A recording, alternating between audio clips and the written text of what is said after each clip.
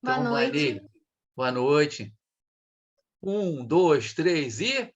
Boa noite, machadianos! Boa noite, machadianas.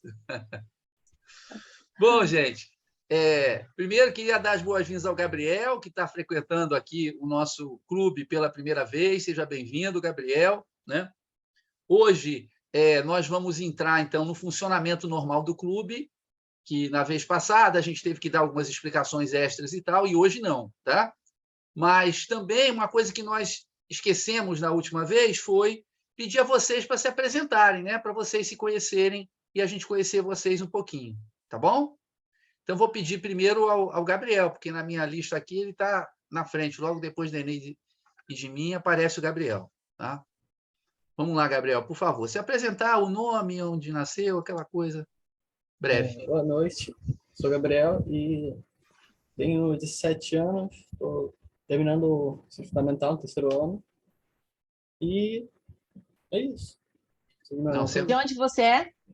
Do Rio de Janeiro. Legal. Beleza. Temos já 2 cariocas, já alcançamos a cota máxima, né? Acima de 2 cariocas não permite, né, professora Neide? Não, só 2. Carioca é muito bagunceiro, só 2, eu e o Gabriel. Mais do que isso não pode. Não, né? Vamos lá, Marina, por favor. Brincadeira, Gabriel. Cariocas brincam. Vamos lá. Até a gente brinca com a gente mesmo. É assim a melhor forma. Marina, por favor. Boa noite, eu sou a Marina, estou no segundo ano do ensino médio, sou de Chapadão do Sul. Tá ótimo. Matheus, por favor. Boa noite, meu nome é Matheus, eu tenho 14 anos, estou no primeiro ano do ensino médio, sou aluno da professora Eneida, eu sou de Chapadão do Sul, mas nasci em Cuiabá. Tá ótimo. Já vi que seus laços com o Chapadão são maiores do que com Cuiabá, né?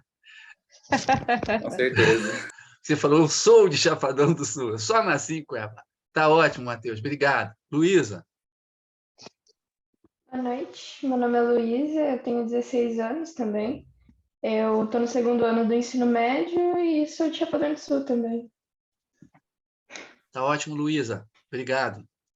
Chapadão imperando. Júlia. Por favor. Meu nome é Júlia Vasconcelos, eu tenho 16 anos, sou aqui de Chapadão do Sul também, aluna da professora Eneida, e estou no segundo ano do ensino médio. Tá ótimo, Júlia. Obrigado. Laís, por favor. Boa noite, meu nome é Laís, tenho 16 anos, sou de Chapadão e nasci em Jaú, São Paulo. Tá ótimo. Obrigado, Laís. Outra que abraçou o Chapadão, que nem o Matheus. Vamos lá, Rafaela, por favor. Oi, eu sou a Rafaela, eu estou no primeiro ano do ensino médio e eu sou de Minas Gerais. Tá ótimo. De Unai, né? Isso, Junaí. Tá legal. Bom, então vamos à nossa leitura de hoje. Lembrando que hoje, o que a gente vai fazer? Eu vou ler o conto e logo depois a professora Eneida vai organizar o pessoal que vai participar com palavras-chave, tá? Eu acho que hoje era Camille, Catarina e... Quem mais, Eneida? Camille, Catarina e... Quem Júlia. mais? E Júlia, tá. Só a Júlia está aqui por enquanto. Então, se a Camille e a Catarina não aparecerem, a gente vai chamar outras pessoas, tá? Portanto, quando eu for lendo o texto, vocês, por favor, peguem o lápis. O lápis é coisa de 1001 utilidades. Esqueçam o bombril. O lápis é que tem 1001 utilidades. Vocês peguem o lápis, né? E vão marcando as palavras que vocês acham que podem ser palavras-chave. Quando chegar na hora do debate, então, vocês vão poder participar. Tá legal? Então, vamos lá. Conto número 2. Fulano de Machado de Assis. Publicado em 4 de janeiro de 1884 na Gazeta de Notícias e republicado na coletânea Histórias Sem Data no mesmo ano, 1884. Deixa só eu desligar aqui o meu zap, porque tem um grupo aqui que está me mandando mensagem sem parar e aí fica fazendo barulhinho, né? Então, ele foi publicado em 4 de janeiro de 1884 na Gazeta de Notícias e republicado na coletânea Histórias Sem Data no mesmo ano. A Gazeta de Notícias, 1875 até 1892, corrijam, por favor, surgiu como o jornal mais avançado do seu tempo, tanto em termos políticos, era antimonarquista e abolicionista, como em termos editoriais. Introduziu a caricatura e as entrevistas, empregando métodos tipográficos mais modernos. Além de Machado, teve como colaboradores outros grandes escritores e intelectuais: Olavo Bilac, Euclides da Cunha, João do Rio, Eça de Queiroz e outros. Representava para Machado um meio muito mais livre para a publicação de seus contos do que as revistas femininas. A gente vai ver que os contos das revistas femininas são contos em que o Machado tem que segurar muito mais, usar metáforas, né? Criar assim, uma certa neblina em torno daquilo que ele quer dizer, ao contrário dos contos publicados na Gazeta de Notícias. Tá? Os parágrafos foram numerados por mim para facilitar o debate. Então, quando vocês falarem de uma palavra-chave, vocês digam assim: no parágrafo número tal, tem a palavra tal, porque aí todo mundo acompanha com maior rapidez. Tá? A outra coisa que eu queria falar sobre esse texto, especificamente, para vocês prestarem atenção, né, é que o nosso primeiro conto era um conto na terceira pessoa. Né? Era um narrador onisciente, bota onisciente isso, porque ele sabia mais do que Deus. Não é? Para ele falar como é que Deus age, como é que o diabo age, ele tem que saber mais do que Deus, tem que ser mais onisciente que Deus. Então, o narrador literário pode ser mais onisciente até do que Deus, mas era um narrador chamado, né, em terceira pessoa. O narrador de hoje é um narrador de primeira pessoa. Então, toda vez que tiver um narrador em primeira pessoa, desculpa, professora Eneida, a senhora é especialista, professora nisso, eu sou apenas um bicão, mas minha experiência de leitor, não confie jamais, né? Antigamente a música, não confio em ninguém com mais de 30 anos. Eu já estou com 60 anos, então vocês têm que desconfiar 2 vezes de mim. Mas não confie jamais em um narrador em primeira pessoa. Todo escritor ou escritora, quando ele escolhe a primeira pessoa, quando ele escolhe uma narrativa em primeira pessoa, é que ele quer, de alguma maneira, deformar a narrativa. O narrador pode ser um mentiroso, ele pode exagerar, ele pode não conhecer a história toda, ele pode, pelo contrário, ser amigo de alguém, que é o caso desse conto, e ele exagerar positivamente, ele vê as coisas só de um lado muito positivo. Então, percebam sempre qual é o viés, qual é o desvio que o narrador em primeira pessoa está fazendo. Tem autores, né, que, por exemplo, o William Faulkner, ele tem um livro famoso em que ele faz o quê? Parte do livro é narrada por um menino que tem deficiência mental. Né? É um feito literário, mas isso tem que ser levado em consideração para a gente saber que tipo de narrativa está sendo construída. Né? Então, se é uma mulher, se é um homem, se é velho, se é jovem, qual a posição dele dentro daquela história, tudo isso vocês têm que entender. Por exemplo, o Riobaldo, né, no Grande Sertão Veredas, só para terminar esse ponto. O Riobaldo era muito medroso. Então, na história, toda hora ele fica falando assim: eu não tive medo. Aí, mais à frente, eu não tive medo, eu não senti medo, minhas pernas não tremeram. Ele fala isso tantas vezes que, obviamente, o leitor percebe, né, que ele está tentando esconder que tem medo. Só que o escritor fez de uma tal maneira exagerada que permitiu a gente entender que ele era medroso e não estava querendo admitir. Por quê? É narrado na primeira pessoa. É o Riobaldo que está contando a sua história. E ele, quando conta para o doutor, ele não quer falar que ele era medroso. Então, ele fala: não, nessa hora eu não senti medo. Eu não senti medo. Eu não senti medo. Eu não senti medo. Várias vezes. Bom, vamos então nessa história narrada em primeira pessoa. Fulano. Vem o leitor assistir a abertura do testamento do meu amigo Fulano Beltrão. Conheceu-o? Era um homem de cerca de 60 anos. Morreu ontem, 2 de janeiro de 1884, às 11h30 da noite. Não imagina a força de ânimo que mostrou em toda a moléstia. Caiu na véspera de finados, e, a princípio, supunhamos que não fosse nada, mas a doença persistiu, e, ao fim de 2 meses e poucos dias, a morte o levou. Eu confesso-lhe que estou curioso de ouvir o testamento. Há de conter, por força, algumas determinações de interesse geral e honrosas para ele. Antes de 1863, não seria assim. porque até então era um homem muito metido consigo, reservado, morando no caminho do Jardim Botânico, para onde ia de ônibus ou de mula. Tinha a mulher e o filho vivos, a filha solteira, com 13 anos. Foi nesse ano que ele começou a ocupar-se com outras coisas, além da família, revelando um espírito universal e generoso. Nada posso afirmar-lhe sobre a causa disto. Creio que foi uma apologia de amigo por ocasião dele fazer 40 anos. Fulano Beltrão leu no Jornal do Comércio, no dia 5 de março de 1864, um artigo anônimo em que se lhe diziam coisas belas e exatas. Bom pai, bom esposo, amigo pontual, cidadão digno, alma levantada e pura. Que se lhe fizesse justiça, era muito, mas anonimamente era raro. Você verá, disse fulano Beltrão à mulher, você verá que isto é do Xavier ou do Castro. Logo rasgaremos o capote. Castro e Xavier eram 2 habituados da casa, parceiros constantes do Voltarete e velhos amigos do meu amigo. Costumavam dizer coisas amáveis no dia 5 de março, mas era ao jantar, na intimidade da família, entre 4 paredes. Impressos, era a primeira vez que ele se benzia com elogios. Pode ser que me engane, mas estou que o espetáculo da justiça, a prova material de que as boas qualidades e as boas ações não morrem no escuro, foi o que animou o meu amigo a dispersar-se, a aparecer, a divulgar-se, a dar à coletividade humana um pouco das virtudes com que nasceu. Considerou que milhares de pessoas estariam lendo o artigo, à mesma hora em que o lia também.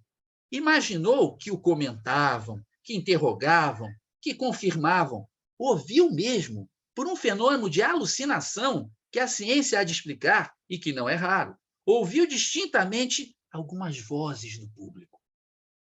Ouviu que lhe chamavam homem de bem, cavalheiro distinto, amigo dos amigos, laborioso, honesto, todos os qualificativos que ele vira empregados em outros. E que na vida de bicho do mato em que ia, nunca presumiu que lhe fossem, tipograficamente, aplicados. A imprensa é uma grande invenção, disse ele à mulher. Foi ela, Dona Maria Antônia, quem rasgou o capote. O artigo era do Xavier. Declarou este que só em atenção à dona da casa confessava a autoria. E acrescentou que a manifestação não saíra completa, porque a ideia dele era que o artigo fosse dado em todos os jornais, não o tendo feito por havê-lo acabado às 7 horas da noite. Não houve tempo de tirar cópias. Fulano Beltrão emendou essa falta se lhe podia chamar, mandando transcrever o artigo no Diário do Rio e no Correio Mercantil. Quando mesmo, porém, este fato não desse causa à mudança de vida do nosso amigo, fica uma coisa de pé a saber, que daquele ano em diante, e propriamente do mês de março, é que ele começou a aparecer mais. Era até então um casmurro, que não ia às assembleias das companhias, não votava nas eleições políticas, não frequentava teatros, nada, absolutamente nada. Já naquele mês de março, a 22 ou 23, presenteou a Santa Casa de Misericórdia com um bilhete da Grande Loteria de Espanha e recebeu uma honrosa carta do provedor, agradecendo em nome dos pobres. Consultou a mulher e os amigos se devia publicar a carta ou guardá-la, parecendo-lhe que não a publicar era uma desatenção. Com efeito, a carta foi dada a 26 de março, em todas as folhas, fazendo uma delas comentários desenvolvidos acerca da piedade do doador. Das pessoas que leram esta notícia, muitas, naturalmente, ainda se lembravam do artigo do Xavier e ligaram as 2 ocorrências. Fulano Beltrão é aquele mesmo que, etc. Primeiro alicerce da reputação de um homem. É tarde. Temos de ir ouvir o testamento. Não posso estar a contar-lhe tudo. Digo-lhe sumariamente que as injustiças da rua começaram a ter nele um vingador ativo e discursivo. Que as misérias, principalmente as misérias dramáticas, filhas de um incêndio ou inundação, acharam no meu amigo a iniciativa dos socorros que, em tais casos, devem ser prontos e públicos. Ninguém como ele para um desses movimentos. Assim também com as alforrias de escravos. Antes da lei de 28 de setembro de 1871, era muito comum aparecerem na Praça do Comércio crianças escravas, para cuja liberdade se pedia o favor dos negociantes. Fulano Beltrão iniciava 3/4 partes das subscrições, com tal êxito que em poucos minutos ficava o preço coberto. Estamos no item 7, tá, João? A justiça que se lhe fazia animava-o e até lhe trazia lembranças que, sem ela, é possível que nunca lhe tivessem acudido. Estamos no ponto 7, tá, João? Não falo do baile que ele deu para celebrar a vitória de Riachuelo, porque era um baile bem planeado antes de chegar a notícia da batalha. E ele não fez mais do que atribuir-lhe um motivo mais alto do que a simples recreação da família. Meter o retrato do almirante Barroso no meio de um troféu de armas navais e bandeiras no salão de honra em frente ao retrato do imperador. E fazer à ceia alguns brindes patrióticos, como tudo consta dos jornais de 1865.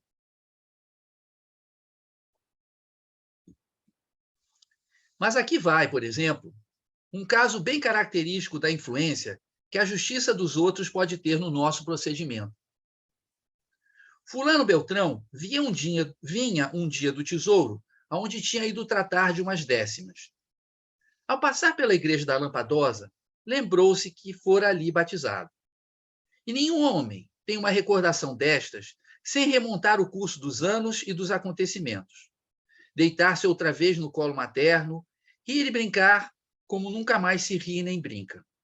Fulano Beltrão não escapou a este efeito. Atravessou o adro, entrou na igreja tão singela, tão modesta e para ele tão rica e linda. Ao sair, tinha uma resolução feita, que pôs por obra dentro de poucos dias. Mandou de presente à Lampadosa um soberbo castiçal de prata, com 2 datas, além do nome do doador, a data da doação e a do batizado. Todos os jornais deram esta notícia e até a receberam em duplicata, porque a administração da igreja entendeu, com muita razão, que também lhe cumpria divulgá-la aos 4 ventos. No fim de 3 anos, estamos no 9, João, no fim de 3 anos, ou menos, entraram meu amigo nas cogitações públicas. O nome dele era lembrado, mesmo quando nenhum sucesso recente vinha sugeri-lo, e não só lembrado, como adjetivado. Já se lhe notava ausência em alguns lugares, já o iam buscar para outros. Dona Maria Antônia via, assim, entrar-lhe no Éden a serpente bíblica, não para tentá-la, mas para tentar a Adão. Com efeito, o marido ia a tantas partes, cuidava de tantas coisas, mostrava-se tanto na Rua do Ouvidor, à porta do Bernardo, que afrouxou a convivência antiga da casa. Dona Maria Antônia disse-lhe. Ele concordou que era assim, mas demonstrou-lhe que não podia ser de outro modo, e, em todo caso, se mudara de costumes, não mudara de sentimentos. Tinha obrigações morais com a sociedade. Ninguém se pertence exclusivamente. Daí um pouco de dispersão dos seus cuidados. A verdade é que tinham vivido demasiadamente reclusos. Não era justo, nem bonito. Não era mesmo conveniente. A filha caminhava para a idade do matrimônio. E casa fechada cria morrinha de convento. Por exemplo, um carro. Por que que não teriam um carro? Dona Maria Antônia sentiu um arrepio de prazer, mais curto. Protestou logo, depois de um minuto de reflexão. Não, carro para quê? Não. Deixemos-nos de carro. Já está comprado, mentiu o marido. Mas aqui chegamos ao juízo da provedoria. Não veio ainda ninguém. Esperemos à porta. Tem pressa? São 20 minutos no máximo. Pois é verdade, comprou uma linda Vitória. E para quem, só por modéstia, andou tantos anos às costas de mula ou apertado no ônibus, não era fácil acostumar-se logo ao novo veículo. A isso atribuo eu as atitudes salientes e inclinadas com que ele andava nas primeiras semanas. os olhos que estendia para um lado e para o outro, a maneira de pessoa que procura alguém ou uma casa. Afinal, acostumou-se.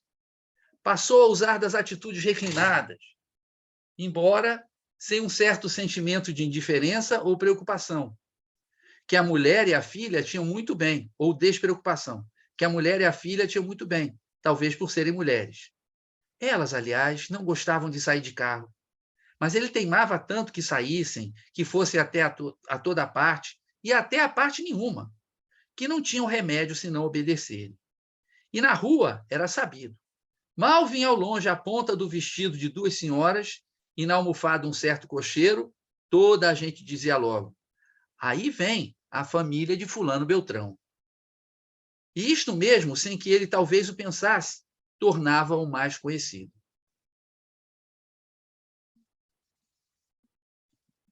No ano de 1868, deu entrada na política. Sei do ano, porque coincidiu com a queda dos liberais e a subida dos conservadores. Foi em março ou abril de 1868 que ele declarou aderir à situação, não a socapa, mas estrepitosamente. Este foi, talvez, o ponto mais fraco da vida do meu amigo. Não tinha ideias políticas. Quando muito, dispunha de um desses temperamentos que substituem as ideias e fazem crer que um homem pensa, quando simplesmente transpira. Cedeu, porém, a uma alucinação de momento. Viu-se na Câmara, vibrando uma parte, ou inclinado sobre a balaustrada, em conversa com o presidente do Conselho, que sorria para ele numa intimidade grave de governo. E aí é que a galeria, na exata acepção do termo, tinha de o contemplar. Fez tudo o que pôde para entrar na Câmara. A meio caminho, caiu a situação. Voltando do atordoamento, lembrou-se de afirmar ao Itaboraí o contrário do que dissera ao Zacarias, ou antes a mesma coisa, mas perdeu a eleição e deu de mão à política. Muito mais acertado andou, metendo-se na questão da maçonaria com os prelados. Deixara-se estar quieto a princípio. Por um lado, era maçom, por outro, queria respeitar os sentimentos religiosos da mulher. Mas o conflito tomou tais proporções que ele não podia ficar calado. Entrou nele com ardor a expansão, a publicidade que metia em tudo. Celebrou reuniões em que falou muito da liberdade de consciência e do direito que assistia ao maçom de enfiar uma opa. Assinou protestos, representações, felicitações. Abriu a bolsa e o coração, escancaradamente. Morreu-lhe a mulher em 1878. Ela pediu-lhe que a enterrasse sem aparato, e ele assim o fez. Porque a amava deveras, e tinha a sua última vontade como um decreto do céu. Já então, perdera o filho, e a filha, casada, achava-se na Europa. O meu amigo dividiu a dor com o público. E se enterrou a mulher sem aparato, não deixou de lhe mandar esculpir na Itália um magnífico mausoléu, que esta cidade admirou exposto na Rua do Ouvidor durante perto de um mês. A filha ainda veio assistir à inauguração. Deixei de os ver uns 4 anos. Ultimamente surgiu a doença, que no fim de pouco mais de 2 meses o levou desta para melhor. Note que, até começar a agonia, nunca perdeu a razão nem a força da alma. Conversava com as visitas, mandava-as relacionar, não esquecia mesmo de noticiar as que chegavam, as que acabavam de sair. Coisa inútil, porque uma folha amiga publicava-as todas. Na manhã do dia em que morreu, ainda ouviu ler os jornais, e num deles uma pequena comunicação relativa à sua modéstia. Moléstia, desculpe, modéstia nada. O que de algum modo pareceu reanimá-lo. Mas para a tarde enfraqueceu um pouco e à noite expirou. Vejo que está aborrecido. Realmente demoram-se. Espere. Creio que são eles. São? Entremos. Cá está o nosso magistrado, que começa a ler o testamento. Está ouvindo? Não era precisa esta minuciosa genealogia, excedente das práticas tabeliões, mas isto mesmo de contar a família desde o 4º avô prova o espírito exato e paciente do meu amigo. Não esquecia nada. O cerimonial do saimento é longo e complicado, mas bonito. Começa agora a lista dos legados. São todos pios, alguns industriais. Vá vendo a alma do meu amigo. 30 contos? 30 contos para quê? Para servir de começo uma subscrição pública destinada a erigir uma estátua de Pedro Álvares Cabral. Cabral, diz ali o testamento, não pode ser olvidado dos brasileiros. Foi o precursor do nosso império. Recomendo que a estátua seja de bronze, com 4 medalhões do pedestal, a saber, o retrato do bispo Coutinho, presidente da Constituinte, o de Gonzaga, chefe da Conjuração Mineira, e o de 2 cidadãos presentes, cidadãos da presente geração, notáveis por seu patriotismo e liberalidade. A escolha da comissão, que ele mesmo nomeou para levar a empresa a cabo. Que ela se realize, não sei. Falta-nos a perseverança do fundador da verba. Dado, porém, que a comissão se desempenhe da tarefa e que este sol americano ainda veja erguer-se a estátua de Cabral, é da nossa honra que ele contemple num dos medalhões o retrato do meu finado amigo. Não lhe parece? Bem, o magistrado acabou. Vamos embora.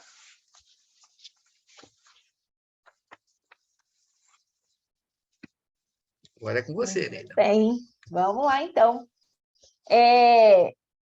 Vou fazer uma perguntinha para vocês já pensarem em relação ao que vocês vão comentar. Esse texto tem relação com as redes sociais? Hoje, quando vocês leram, vocês pensaram nessa hipótese? Sim? Então, a gente vai falar um pouco disso. Então, vamos começar pela Júlia, né? Faltaram a Catarina e a Camille, então a gente começa com a Júlia. Como que eu faço? Você pode escolher uma palavra que você acha que, a partir dela, o que você conseguiu entender do texto, o que te chamou a atenção, o que você conseguiu compreender. É isso que a gente vai fazer agora. Então, eu tinha escolhido a palavra adjetivado, né? Que ele usa desde o início. Tipo assim, desde quando ele fala que ele morreu no início, né? Que, tipo assim, que enquanto ele estava vivo, ninguém falava nada para ele, daí quando ele morreu, pronto, todo mundo deu na telha de falar que ele era perfeito, que ele ajudava todo mundo e que ele era humilde, mas também na parte 9 volta esse adjetivado. Cadê a parte 9? Peraí. Fala aqui, no fim de 3 anos ou menos, entraram meu amigo nas cogitações públicas, o nome dele era lembrado, mesmo quando nenhum sucesso recente vinha sugeri-lo, e não só lembrado como adjetivado. Aí fala, né, tipo, que ele não também, tipo assim, porque eles viviam uma vida pacata, eles não saíam de casa nem nada, e eles do nada entraram na política, ele virou maçom, e começaram a sair, compraram um carro, então ele foi lembrado, e todo mundo começou também a falar muito dele, né? E não só adjetivado, como também muita gente poderia falar mal dele, e aí entra também essa questão das redes sociais, porque quando ele morreu, não só ele poderia, tipo assim, pensar que ele falava sobre ele, mas, tipo, também estavam falando sobre ele a todo momento. Na morte da esposa dele, também falavam a todo momento. Ele falava da esposa dele, mas também falava a todo momento da esposa dele. Você acha que ele não contribuiu para isso? Sim, com certeza. Porque, tipo assim, antes ninguém sabia quem era eles, né? E daí, do nada, deu um start nele, e aí ele pensou, putz, agora todo mundo tem que saber quem sou eu. E aí todo mundo começou a conhecer quem era o fulano Beltrão. E assim, quando ele fala do adjetivo, se a gente for pegar na acepção mesmo da palavra, o adjetivo serve para quê? Vamos fazer uma revisão aí, gente. Qual que é a função de um adjetivo? Qualidade, essas coisas, mas não só sempre qualidade, né? Sim, mas é uma caracterização, né? Foi a partir, então, daquilo que o amigo publicou, ele olhou, gostou. Beleza, Júlia, ótimo. Agora, vamos lá. Luísa, e você? O que você escolhe de palavra-chave? Eu achei interessante no parágrafo 11, onde ele está contando ali da câmara e tal, e ele usa o termo alucinação do momento, que eu acho que a história toda é isso, a história toda ele buscando uma coisa, assim, um sentimento bom e tal. E na rede social que você falou, eu pensei também por causa da superficialidade, porque o nome do conto é Fulano Beltrano. Se você sabe tanto dele, como é que você não coloca o nome dele? é muito superficial. Tipo, você conhece tanto, mas só sabe as coisas boas dele. Aí eu achei interessante isso. Bom, eu tenho. Agora, quem gostaria de falar da palavra-chave? Matheus, é você mesmo. Vamos lá. Na verdade, é a Marina, mas vamos lá, Matheus. No parágrafo 15, não, no 14, perdão, ele colocou os 4 medalhões no pedestal, que era para ficar lá na praça, para ser exposto para todo mundo. E nessa estátua, eu remeti ao legado, a estátua, né, que a gente constrói nas redes sociais. Então, ele se importava muito mais com o que os outros podiam se achar dele do que ele se achava. É que igual ocorre nas redes sociais. A gente muda tanto por causa dos outros em vez de se importar com nós mesmos. Nós nos machucamos muito por causa dos outros. O que eles pensam de nós, a nossa imagem perante a sociedade, o que eles acham, em vez da gente pensar o que nós realmente somos, nosso interior. Então, eu pensei ele fez a estátua de bronze e aos 4 medalhões, para simbolizar os pilares. Muito bem, ótimo. Então, sua palavra-chave Marina. seria medalhões, né? Medalhões. Tá. É. Ótimo. Marininha. Eu acho que uma palavra-chave que pode ser aplicada para esse conto é a superficialidade. Porque o Machado de Assis, ele sempre fez muitos contos que podem ser aplicados nos dias atuais. Mas, Marina, só uma coisa. Tecnicamente, a palavra-chave ela tem que estar no texto. E não aparece essa palavra no texto. Tá. Tem que ser uma palavra que dê conta da superficialidade, mas não uma palavra. Porque aí é você definindo o texto. Palavra-chave, a palavra que está no texto. Isso. Eu acho que você pulou o Gabriel, né? De ordem alfabética aí. Nossa, tô ótima, hein? Depois a gente volta. Enquanto isso, a Marina vai procurar uma palavra que corresponda a essa superficialidade. Isso. Vamos para o Gabriel. Tá. Vamos lá. É que é a primeira vez, né? Mas palavra-chave, eu acho que talvez... No texto. Então, o texto. É porque eu vou falar uma que eu tinha lido aqui, só que eu não tô vendo. Achei, no parágrafo 2, testamento. Porque ele descreve, mas parece que ele tá mais interessado no testamento do cara, né? Lá no final, que ele fica falando do testamento dele. Parece que ele tá bem interessado no testamento dele. Interesse, né? É. Isso aí. Na verdade, a história ela começa a partir, né, do testamento, né? E aí o narrador conta pra gente, né, toda a história do amigo, né? E aí é um gancho mesmo. Muito bem. Laís. E o João A Pedro? palavra que eu escolhi está no capítulo 7, que é Eu volto no Almirante João. Oi? Desculpa. Pode ir, pode falar. Tá. Tá no capítulo 7, que é Almirante Barroso, que está falando que teve um baile comemorando a vitória do Riachuelo antes mesmo dele realmente ir para a batalha, ter a notícia da batalha. E aí tá falando que ele tá mantendo uma pose de Almirante Barroso. Tá. Beleza. Agora o João. Tá aí, João?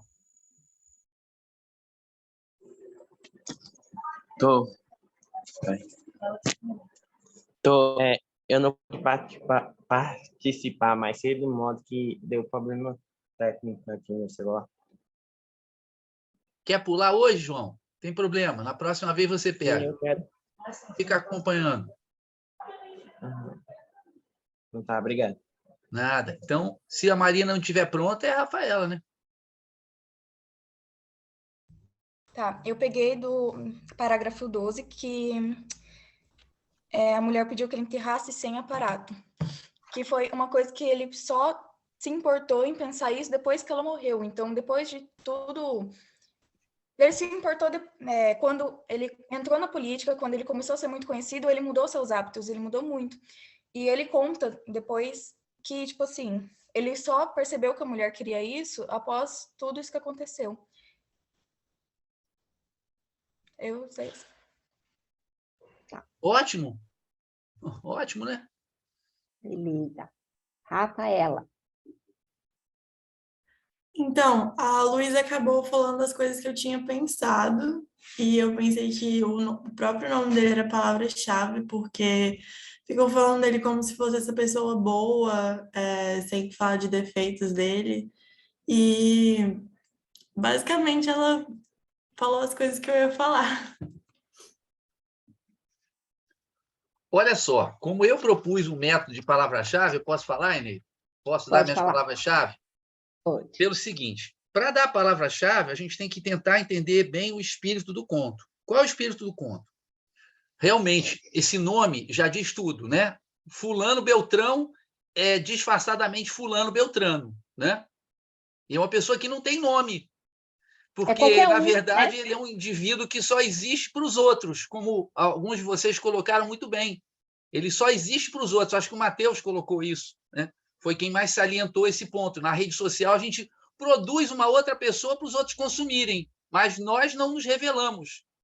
Vejam que esse fulano Beltrão, ele é exaltado porque ele simplesmente gasta dinheiro, mas não se diz que mais ele é. Quer dizer, o que ele fez, além de ter dinheiro e produzir todo esse estardalhaço em torno da pessoa dele? Absolutamente nada. Mas o narrador em primeira pessoa, que nem eu tinha alertado, é um amigo, e para tudo ele dá uma razão positiva, né? Ou ele está sendo muito irônico, é possível, ou ele se iludiu quanto ao amigo. Ele tem realmente, Gabriel, interesse no testamento, mas não é interesse que o dinheiro vai ser para ele.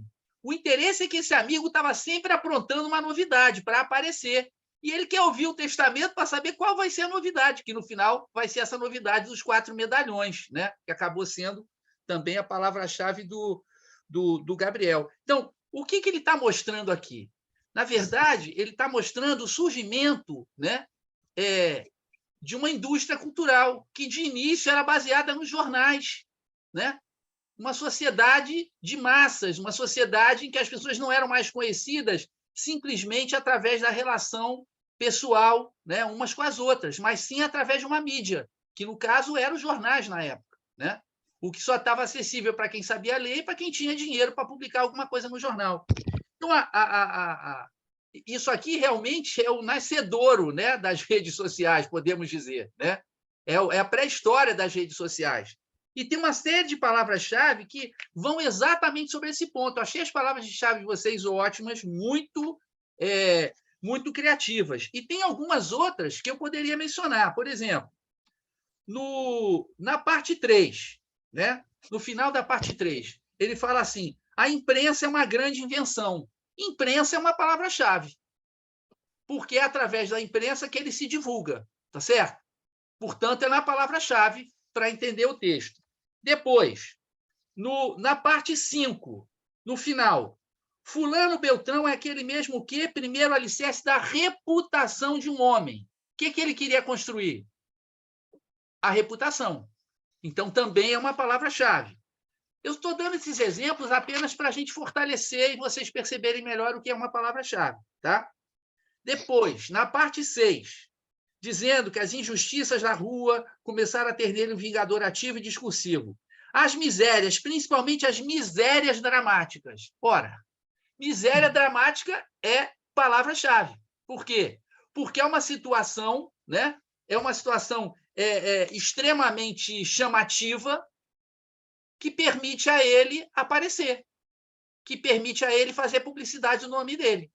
Na miséria dramática ou na alforria de um escravo. Então, miséria dramática também é uma palavra-chave para esse texto, né? Depois, uma outra palavra-chave aparece, né, na parte 11, que ele diz assim: foi em março ou abril de 1868 que ele declarou aderir à situação, né, o partido que estava no poder. Não a socapa, não escondido, mas estrepitosamente, né? Estrepitosamente é fazendo barulho, fazendo estardalhaço, né? Aparecendo, ora. Estrepitosamente era a vida dele Tudo que ele fazia era estrepitoso. Quando ele estava morrendo, o jornal publicava quem tinha visitado ele. E quando entrava uma pessoa nova, ele dizia: olha, sabe quem acabou de sair daqui? Foi o fulano de tal, que acabou de sair daqui para me visitar. Então, para tudo, ele fazia estardalhaço, né? Tudo ele repercutia ao máximo para criar publicidade no nome dele.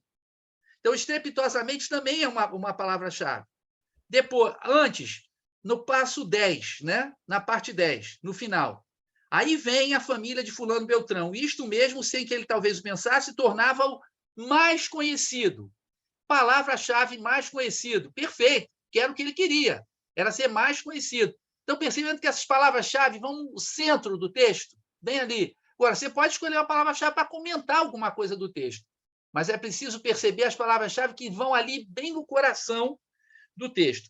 E, por último, a última que eu vou mencionar, mas talvez seja a mais perfeita, que está no passo 11, em que se fala do seguinte: mas o conflito tomou tais proporções dos maçons que ele não podia ficar calado. Entrou nele com ardor a expansão e a publicidade que metia em tudo. Publicidade talvez seja a melhor palavra-chave, né, para esse texto, porque era a publicidade que ele fazia dele mesmo, né? Agora, eu queria fazer uma pergunta para vocês. Além dessa coisa da rede social, que eu acho que vale também a pena a gente discutir um pouquinho, vocês perceberam a distorção do narrador? Como ele distorce, nesse caso, positivamente, tudo, não, mas o meu amigo e não sei o quê. Narrador de primeira pessoa, nunca confie nele. Nem narrador de primeira pessoa, nem em cariocas, né, Gabriel? Gabriel, eles já não confiam na gente por a gente ser carioca, então é melhor a gente fazer piada, porque não adianta. Lugar nenhum que a gente vai dizer que é carioca, ninguém confia na gente, todo mundo desconfia da gente. Então é melhor a gente, né? A gente mesmo brinca, a gente mesmo se zoa. Pelo menos a gente passa, ó, não dá para confiar nele, mas ele tem que ter um bom humor e tal, não sei o quê. Mas vamos falar mais sobre rede social, né, professora? Vamos lá? Vamos. Vocês sabem que eu estava lendo umas coisas e tem um psicanalista, e eu estou com visita aqui, tá, gente? É o gato da minha comadre, que vem aqui em casa e ele gosta de ver as aulas. E esse psicanalista fala que, ele chama Lacan, e ele fala assim, ó, buscamos a confirmação de quem somos no olhar do outro. Então, o que você falou, Matheus, eu acho que casa muito com isso, porque as pessoas querem aparecer, elas querem mostrar sempre o lado bonito, né? São sempre as coisas positivas, né? A todo custo para se aparecer. E a gente fica muito preocupado com a opinião do outro, né? Então, eu acho que, assim, quando você falou, eu já lembrei disso aqui na hora, porque é isso que a gente vê todos os dias. Agora, Eneida, o que o conto mostra é que, quando ele percebeu a capacidade que a imprensa tinha de construir essa imagem que você está mencionando, e aí ele ficou alucinado. Ele ficou alucinado, exatamente, gente, porque foi uma homenagem do amigo, né? Só que aquilo causou um negócio nele. Quem não gosta de ser elogiado, né? Quem não gosta? Só que ele realmente, é isso que você falou, acho que essa é a palavra, alucinado. Aí falou, não, o caminho é esse, né? E aí ele muda o comportamento dele 360 graus, né? Então, assim, é sensacional. E o Machado, ele já via, né, essa transformação aí de costumes, ele já enxergava esses avanços, né? Por conta, né, da imprensa, dessa mídia que eles tinham de jornais. Porque tudo reside onde? Na comunicação, né? E aí o fulano conseguiu se vender muito bem, mas sempre coisas positivas, né? Sempre o amigo exalta que ele sempre publicava coisas adjetivos. Ele foi lá na... Qual que é o termo? Deixa eu ver aqui. Ele participava daquelas alforrias, né? De crianças escravas. Quer dizer, você pega uma situação extremamente difícil, dramática, vai lá, ajuda e quer ganhar a aprovação, né? Eu acho que isso fica bem... Mas queremos ouvir vocês. Só para complementar, tem um trecho que eu acho que é muito parecido com os dias de hoje, Vocês sabem a palavra celebridade, né? Ele queria ser uma celebridade. E o que acontece com a celebridade? A celebridade, ela é famosa por ser famosa. A celebridade não precisa ser nada, ela só precisa ser célebre. Então, no item 8, isso fica muito claro. Quando ele dá um castiçal para a igreja da Lampadosa, onde ele tinha sido batizado, né, com a data de nascimento e a data da doação, que é um segundo nascimento dele como pessoa célebre, a igreja da Lampadosa, quando recebe uma doação dele, que já era uma celebridade, coloca no jornal também. A igreja coloca no jornal. Ele coloca no jornal, mas a igreja coloca e diz assim, a igreja entendeu com muita razão, ou seja, ia ser bom para a igreja dizer, olha, o fulano de tal que é famoso nos deu um castiçal, que é um negócio ridículo, né? Uma igrejinha caindo aos pedaços, ele dá um castiçal. Mas, enfim, é uma pondurice total. Mas, assim, já que ele era famoso e deu isso para a nossa igreja, vamos repercutir. Aí a fama dele já é a fama de ser famoso. Né? Exatamente. E a celebridade, como o Machado percebeu isso claramente no seu nascimento. Né? Um conto de 140 anos, praticamente. 138 anos atrás. É a questão da autopromoção, né? Eu acho que total ali. Ele gostou e aí todas as oportunidades que ele teve, as que ele não tinha, ele criava, né? Para se autopromover. E pensando muito sobre esse conto, colocando ele para os dias de hoje, esses dias eu fico vendo videozinhos assim no YouTube e o cara já ficou rico, né? Porque o YouTube, quanto mais seguidores você tem, você ganha dinheiro. O que o cara fez? Um moço. Ele começou a fazer vídeo, o avô dele estava depressivo, bem velhinho já, com mais de 80 anos, e ele começou a fazer uns vídeos com o vô dele, palhaçada com o vô dele, cantar com o vô. E um dia ele resolveu publicar um vídeo. E agora ele tem mais de 1 milhão de seguidores, o vô dele adora, o vô dele sarou da depressão. Quer dizer, é uma coisa nada a ver, e agora eles são conhecidos no Brasil e até no mundo, porque tem muita gente de fora que assiste aos vídeos deles, né? Então, eu acho que casa muito. Quer dizer, o pessoal gostou, beleza? Vamos continuar. E aí? E agora eles têm patrocinadores de um monte de coisas, de alimentos, de bebida, tudo que vocês imaginarem. Então, gostou da fama e tá fazendo. Virou uma indústria com subindústrias. Virou uma indústria. Eu queria fazer uma pergunta a vocês, eu queria que cada um de vocês respondesse a essa pergunta. Qual o trecho que vocês acham mais irônico? Ou seja, em que há um contraste maior entre a maneira positiva pela qual o narrador está descrevendo, né, e o fato que está sendo relatado. Está uma discrepância, tem uma distância. Ele está descrevendo positivamente, e a gente está vendo que é uma safadeza, que é uma autopromoção assim, da mais deslavada possível. Queria que vocês me dissessem qual o trecho que vocês consideram mais irônico nesse sentido. Podem colar à vontade, voltar ao texto. Aquilo que, quando vocês lêem, você fala, mas não é possível. Mas que cara de pau, mas que coisa. Isso é uma questão de gosto pessoal, não tem resposta certa, não. É o que cada um de vocês mesmo percebeu. Fala, Matheus. No parágrafo 8, quando ele diz que ele doou para a igreja, né? E ele divulgou, e a igreja se aproveitou disso para pegar mais fama, ela também divulgou. Então, normalmente, naquela época, no meu conhecimento, a igreja ela era mais conservadora, mas não. Tanto que diz, na última linha, nas 3 últimas, todos os jornais deram essa notícia, e até que receberam em duplicata, porque a administração da igreja entendeu que, com muita razão, também deveria lhe cumprir divulgá-los aos 4 ventos. Então, ela também se aproveitou da situação e mandou para o ar. E para a gente ver que várias pessoas falam que hoje em dia os jovens só ficam muito ficam muito na internet, se expõem muito na internet. Naquela época já tinha, então... Não quer dizer que naquela época tivesse certo, nem que hoje está certo também, né? Vamos lá, obrigado, Matheus, ótimo. Vamos lá, quem mais? Sobre esse caso, tipo, das crianças, das alforrias dos escravos, tipo assim, eu achei muito engraçado, sabe?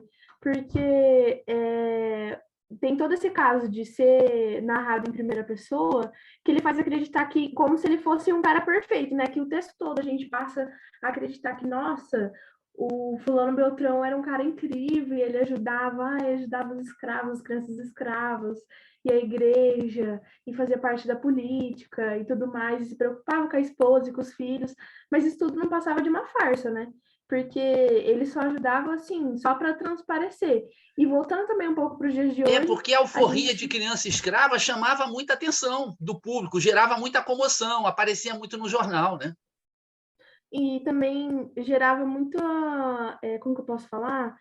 Muita conversa, assim, sabe? Todo mundo começava a comentar, porque naquela época ainda existia a escravidão. Então, tipo assim, eu penso que o fulano Beltrão era um cara branco. Então, eu ficava tipo assim, nossa, um cara branco ajudando pessoas negras? Que coisa, não? Sim. Então, tipo, ele servia como exemplo, sabe? E, tipo, a gente para sair pensando bem nos na dias de hoje fita, né? também... E pensando nos dias de hoje, tipo, as celebridades, por exemplo, naquela época eu penso que, tipo assim, eles faziam de tudo para parecer perfeito, sabe? Uma família perfeita. E hoje em dia, por mais que as pessoas famosas, tipo assim, tenham que parecer perfeitas, a gente descobre muito sobre eles, às vezes, tipo assim, uma festa que vai, descobre, tipo, várias coisas, sabe? Porque hoje em dia a notícia roda muito mais fácil que naquela época, mas só que Machado de Assis já mostrava pra gente essa discrepância, né? Que, tipo assim, que por mais que ele tinha uma vida perfeita, ele faz a gente pensar que ele podia também ter esses erros, né? Porque a gente está comentando aqui que ele pensava muito em transmitir só a parte boa da vida dele, só que do mesmo jeito que a gente consegue pensar que ele podia ter um problema no relacionamento familiar dele, ou, sei lá, no relacionamento do trabalho dele, sabe? Ô, Júlia, é muito Júlia. aquilo que a gente fala das máscaras sociais, né? Uhum. Que a gente tem que pôr, né? Não era perfeito. Então, realmente, aí reside o ponto da gente realmente duvidar desse narrador, porque a vida não é só assim, né? Uhum. Mas alguém quer ouvir a Rafaela, que a Rafaela, ela disse que ela teve a palavra-chave dela roubada pela Luísa, então eu quero ouvir a Rafaela depois do Gabriel. Eu acho que eu não tenho muito o que comentar, na verdade, hoje, porque... não sei, eu só não tenho muito o que comentar. Não tem nenhum trecho que você acha discrepante? Nenhum? Eu não reparei muito nisso, na verdade, eu precisaria ler o texto de novo, porque Tá bom. minha falta de atenção tá batendo hoje, mas Tá legal, não tem problema. é isso. Tá tranquilo, Rafaela. Vamos lá, Gabriel. Então, vou falar de os dois trechos aqui que eles se completam mais ou menos. Acho que no parágrafo 9, ele fala que ele tinha entrado nas cogitações públicas, né? E é um pouco estranho, porque no trecho anterior lá, fala que ele era um cachorro, ele não ia à assembleia, não votava, não frequentava teatro, não frequentava nada. Antes? Antes. Aí aconteceu tudo isso e ele foi cogitado para ser político, essas coisas. Entendeu? Sim, mas, na verdade, a discrepância, a meu ver, nesse trecho da política, ela se dá pelo fato de que ele só queria entrar na política para aparecer. Então, ele vai primeiro no partido que está no poder, né? Se apresenta para o líder desse partido, elogia, só que aí era um regime parlamentarista, então uma monarquia parlamentarista, cai aquele partido, aí ele vai e se apresenta para o chefe do outro partido, né? Porque o que ele queria era aparecer, ele queria usar a política para aparecer, mas aí ele se deu mal, né? Porque na política não tinha conhecimento, né? Ele não tinha conhecimento. Também. Né? Ele não tinha nenhum conhecimento na política. Então, essa foi a discrepância maior em termos políticos, né? Mas você falou que eram dois trechos. Seriam os dois que você mencionou? Eu queria apresentar os meus.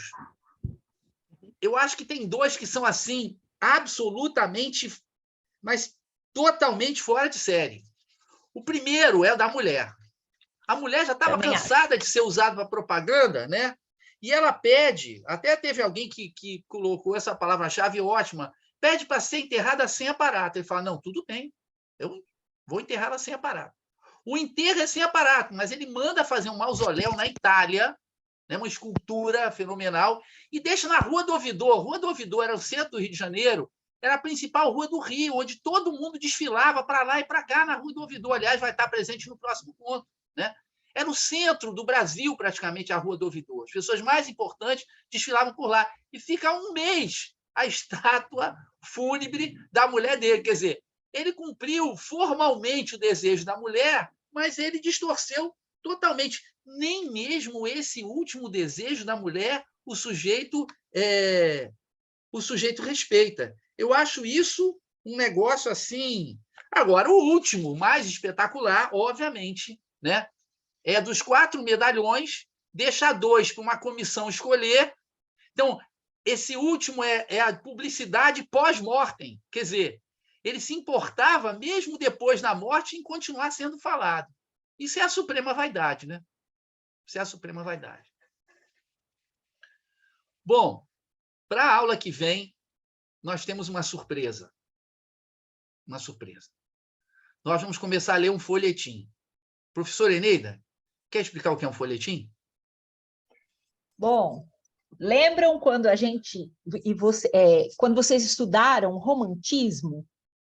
Então, determinadas obras folhetins eram os jornais, né, as revistas, e eles publicavam mais ou menos como funcionam as novelas hoje. Então, você está lá assistindo a novela, ela sempre termina num momento que você quer muito saber o que vai acontecer. Então, nos folhetins, esses livros eles eram publicados assim. Então, parava naquele ponto-chave, no ápice. Por quê? Porque depois sabia que você ia comprar o próximo para você continuar a leitura, tá? Então, a gente vai viver essa experiência agora. O próximo conto, ele foi publicado em 3 partes. Foi publicada a primeira parte, passou um tempo, depois a segunda parte, passou um tempo, depois a terceira parte. E nós vamos ler parte por parte como se fosse um folhetim, com o suspense de um folhetim. Termina a primeira parte, a gente não sabe o que vai acontecer. Termina a segunda, a gente não sabe o que vai acontecer até ler a terceira parte. É isso que a gente vai fazer na semana que vem, tá? Spoiler. Agora, não vou dar spoiler do que vai acontecer nas próximas partes. Vocês podem buscar esse conto e ler o conto inteiro, vocês façam do jeito que vocês quiserem. Mas se eu acho quiserem que não, experimentar o folhetim, né? A gente vai... É muito legal a sensação, né? Semana que vem. Isso. É muito legal. A sensação é maravilhosa. A gente vai debater a primeira parte. É um conto lindo, maravilhoso. Então, nós nos vemos semana que vem. Foi legal hoje? Gostaram? Foi diferente. Hoje já teve mais participação, né? Esse que é o modelo que a gente queria, não era da primeira aula, que só eu e a Eneida que falamos, né? Hoje vocês já falaram mais. Cada vez vão falar mais, né? Não, com certeza. Bom. Muito obrigado por terem vindo. Então, o Clube Machado continua semana que vem. Não é isso, Eneida? Isso, com certeza, gente. Então, tá bom. Vamos lá. Falou, gente. Um beijo, então. Um beijo, boa noite semana, vocês. gente. Até semana que vem. Valeu. Obrigado, tchau. Obrigado, tchau. Tchau, boa noite.